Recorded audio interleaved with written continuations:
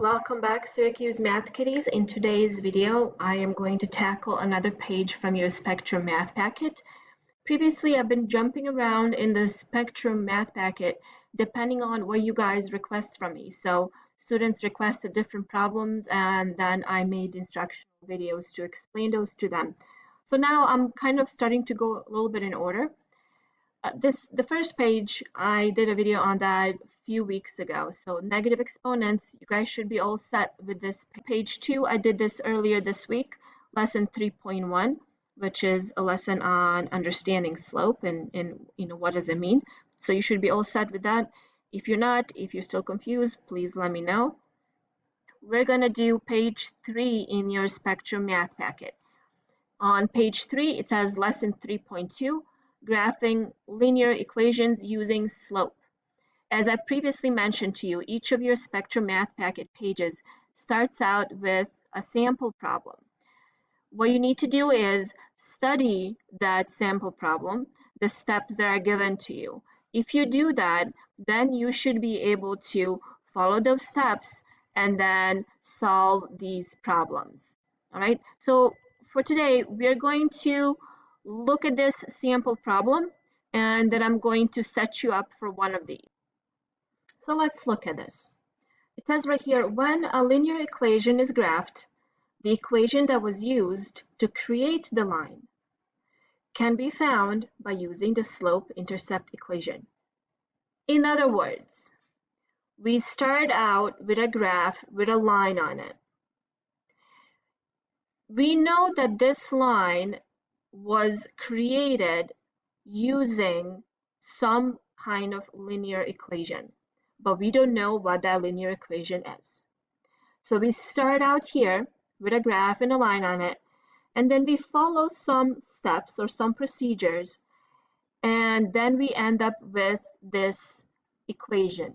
All right, this is the equation that corresponds to this line. This problem is very similar to something that you've done already in the past.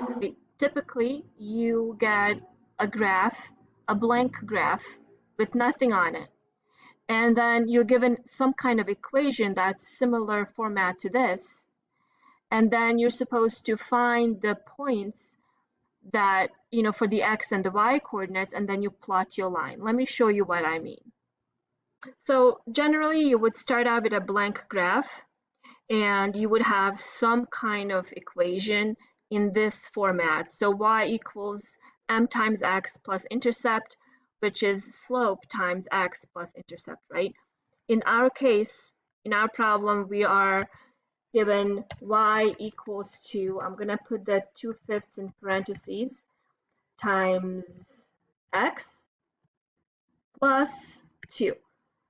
So again, typically you would start out with an equation like this, and then you would plug various values for x and then solve for y, and then that would produce several ordered pairs that represent this equation, right? So let's just see how it looks like.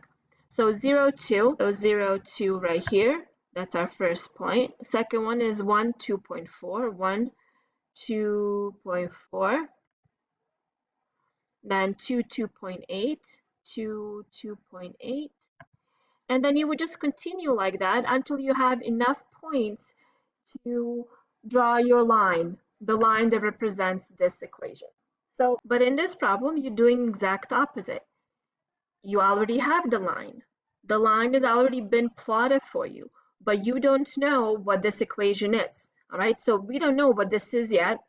All right, we're trying to get to it. So what are these steps? Let's follow them. Step number 1, find a point where the line crosses the y-axis. All right, so they've determined that's 0, 2. All right, so let's see, let's look at it. Where does the line cross the y-axis? Here's our y-axis, and here's our line. So the line crosses the y-axis right here at x coordinate 0, y coordinate 2. All right, so that is our first ordered pair. This is also our y-intercept. Intercept, another way to say intercept is cut off or cross.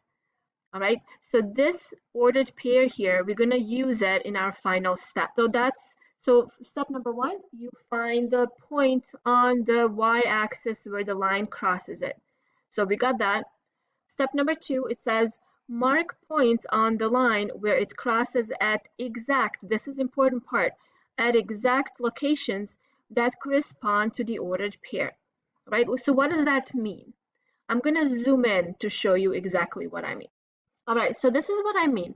We are trying to find points on this line that are exactly on like a round number basically. So let's say if we were to use this point right here on the line, so what is the ordered pair that would represent this point? Well, we know that the x coordinate is 1, but what is the y coordinate? Well, we don't know exactly. It could be like 2.3 or 2.4, but we don't know for sure. So if we were to use this point right here, and that ordered pair would be used to, find our slope, really our slope wouldn't be accurate. So for that reason, we are asked to find exact locations. All right, so let me zoom out again. All right, so they found 2 points with exact locations. We really only need 1. All right, and that is what we're going to use in step 3. But they found 2, that's fine. All right, you can see 5, 4 and 10, 6. All right, you're only going to need 1 of these. Now, so step 1, we found the point on the y-axis where the line crosses it, so that's 0, 2. And then step 2, we found 2 other points that have exact locations that, on the line. And then step 3, now we're going to calculate the slope using the change in y divided by change in x, right? So here you guys can see that they used this point right here, 5, 4, and this one right here is 0, 2, all right? Remember, change in y means y2 minus y1, and change in x means x2 minus x1. So what is our x1, y1? Well, these guys right here, this is our x1, this is our y1. And right here, this would be our x2, and this is our y2. So y2 is 4 minus y1, 2, divided by x2, that's 5, minus x1, that's 0. We calculate that and we get 2/5. Could we have used these 2 points instead? Sure thing, right? So then in this case, since this point comes before this point on the line, right? It's lower down the line, then this will be our x1, this will be our y1, and this will be our x2, and then this would be our y2. Step 4, this is our final step. It says use the y equals slope times x plus intercept. So this is a format of equation to create the equation for the line in slope-intercept form. All right, so step number 1, we found that the intercept is 2, so we can plug that in for intercept. And in step 3, we found that our slope is 2/5. So now you just plug in y is equal to slope, that's right here, 2/5, times x, there you go, plus intercept. Intercept is 2 because we found out in step 1 that the line crosses the y-axis at coordinate 0, 2. So the y coordinate is 2.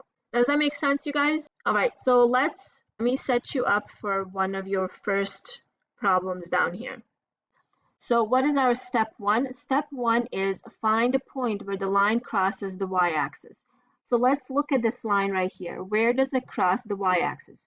Here's our y-axis, right? So what is this ordered pair that represents that point?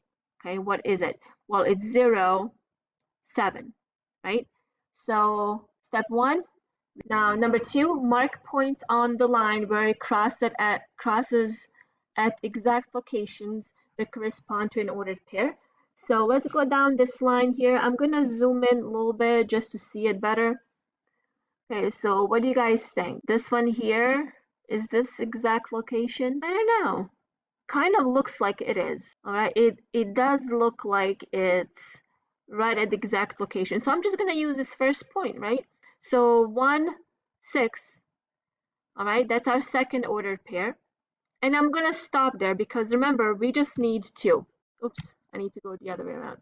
We just need two ordered pairs. All right, because that's something that we're doing. That's for our step three. Step three, it says calculate the slope using change in y over change in x. All right, so remember, change in y is y2 minus y1 divided by x2 minus x1. And now you will use the ordered pairs you found in step one and step two, and you're going to plug them into the formula in step three to calculate your slope.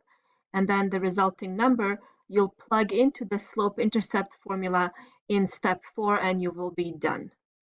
So let me know if this makes sense. If you guys are so confused, please don't hesitate to reach out. I'm here for you. I would love to be able to help you with your math or any of your other schoolwork.